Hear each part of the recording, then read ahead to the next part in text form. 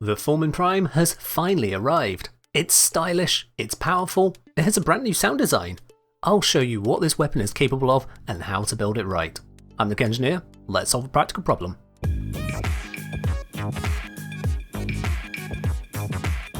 The Foreman is Wisp's signature weapon, so naturally the Foreman Prime has arrived with Wisp Prime.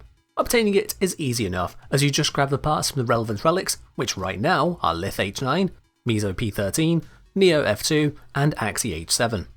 For getting those from missions, I'd recommend Hepit in the Void for the Liths, Ukko in the Void for Meso and Neo, or individually you can do Olympos on Mars for Meso, and on Uranus for Neo, and lastly Apollo on Lua for Axii.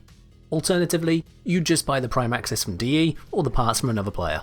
The Foreman Prime comes with a cosmetic overhaul as well as mechanical buffs over the original Foreman, at the expense of raising the mastery rank from 8 to 12.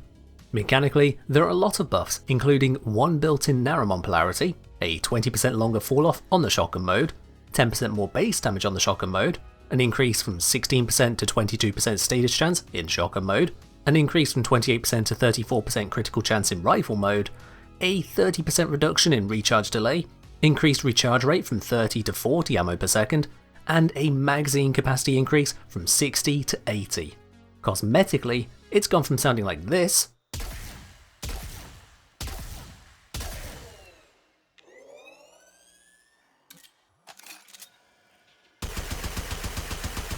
to this.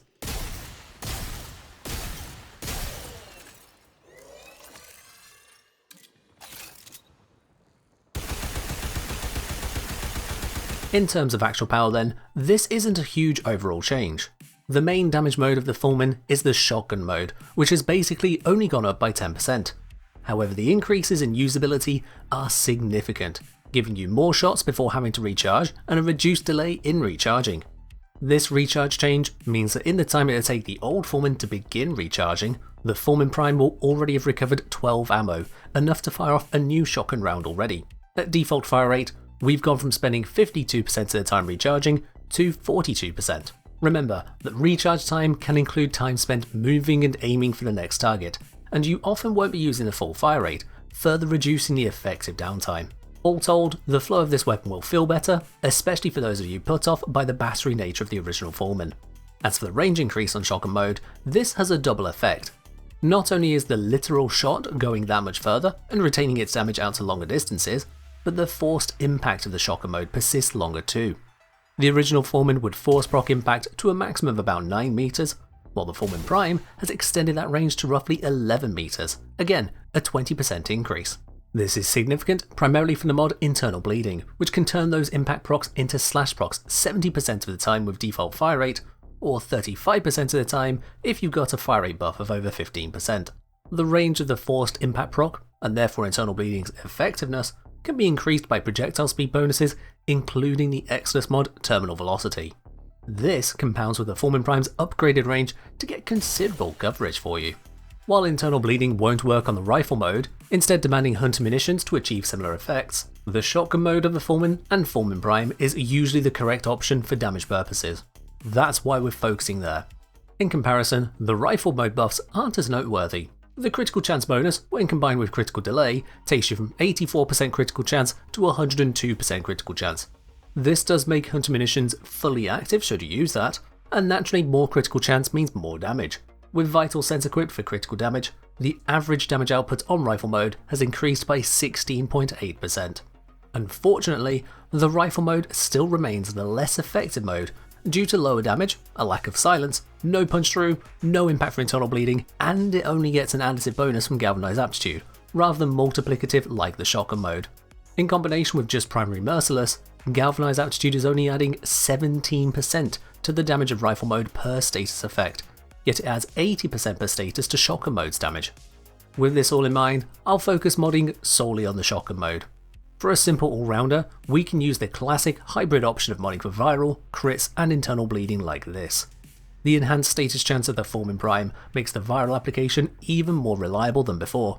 Each hit has a 36% chance of applying viral, which means with fully stacked Galvanized Chamber, we have less than a 1 in 4 chance of not getting at least one viral proc with every blast, and this is per enemy hit too.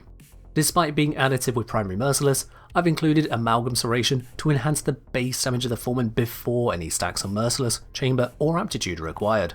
When the Foreman is fully stacked, this mod is only granting us a 33.6% damage bonus. That said, having the full 155% bonus to get those initial stacks is rather helpful in my experience. But the viral self-priming approach isn't always the correct approach. If you already have viral available, either using a primer weapon, Panzerval Profiler, or the Nourish ability, then you can instead take advantage of the innate electric on the Foreman to squeeze extra damage and favourable elements from it. Firstly, for the element, you can take your pick of a single elemental mod to give either radiation, corrosive, magnetic, or stay on pure electric. Of those options, I found radiation and corrosive to be the most significant. Radiation lets you deal with alloy armor, bypassing waiting for slash on many units, while corrosive has a bonus against ferrite armor and fossilized health, while also reducing all types of armor. Corrosive is especially nice to have against acolytes, as you can only hit them with so many slash procs. The second choice then is with the now spare mod slot. This slot can accommodate options such as Hammer Shot for unconditional critical damage and status chance, or Bladed Rounds for conditional critical damage requiring you to aim. I prefer the hip fire on the Foreman to keep mobile in the process, so my go-to for this is Hammer Shot. If you want to keep terminal velocity in with only 5 Former, you will need to use a 60/60 mod for that elemental buff. Now I know some players don't want to invest so heavily into weapons like the Foreman Prime. For a no Former approach, you can stick to just the core stats and viral setup, dropping Serration and internal bleeding. This will be sufficient for Star Chart encounters, but will begin to struggle on the Steel Path. If you've yet to complete the Star Chart, you'll instead need to use Split Chamber and Serration instead of Galvanized Chamber and Aptitude, with one mod downranked a single pip to fit the weapon capacity. With one Former, you can drop terminal velocity and slot in Hunter Munitions. This gives you slash for handling those hardier Steel Path enemies. 2 more Former will allow you to bring in Serration, or a primed faction mod if you prefer, while the remaining 2 Former are what give you the capacity for internal bleeding and terminal velocity simultaneously, for the most reliable slash output. All told, the Foreman Prime is a rather straightforward weapon, especially to use.